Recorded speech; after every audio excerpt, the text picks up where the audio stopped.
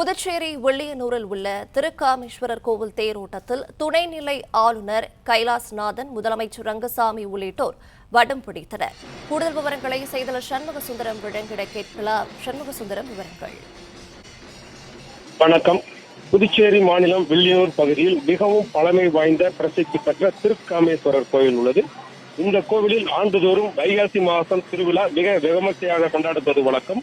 அதன்படி கடந்த 20ஆம் தேதி வைகாசி 6ஆம் தேதி கொடியேற்றத்துடன் தொடங்கியது. தினமும் பல்வேறு அலங்காரத்துடன் சாமி திருவீதி விழா நடைபெற்று வந்த நிலையில் முக்கிய நிகழ்வான திருத்தேரோட்டம் இன்று காலை நடைபெற்றது. இத்திருத்தேரோட்டத்தின் முக்கிய நிகழ்வானது துணைநிலை ஆளுநர் மற்றும் முதலமைச்சர் ஆகியோர் இணைந்து இந்த திருத்தேரோட்டத்தை ஒவ்வொரு வருடமும் படம் பிடித்து இழுத்து வைப்பது வழக்கம். அதன்படி இன்று துணைநிலை ஆளுநர் கைலாசநாதன் மற்றும் முதலமைச்சர் ரங்கசாமி மற்றும் அமைச்சர் நமச்சிவாயம், தொகுதி சட்டமன்ற உறுப்பினர் ரவிக்குமார் உள்ளிட்ட பல்வேறு முக்கிய நிர்வாகிகள் கலந்து கொண்டு திருத்தேரோட்டத்தை படம் பிடித்து துவக்கி வைத்தனர்.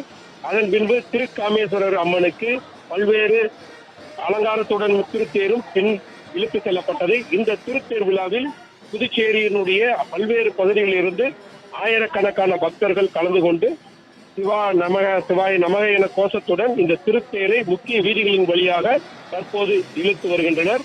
இதில் ஏராளமான பக்தர்கள் கலந்து கொண்டுள்ளதால் போலீசார் பாதுகாப்பு பணியில் ஈடுபடுத்தப்பட்டுள்ளனர்.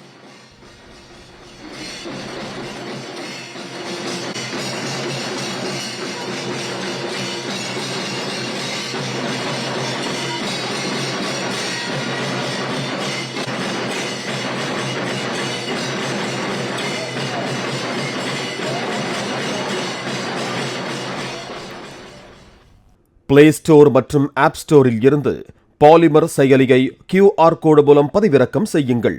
செய்திகளை உடனுக்குடன் பெறுங்கள்.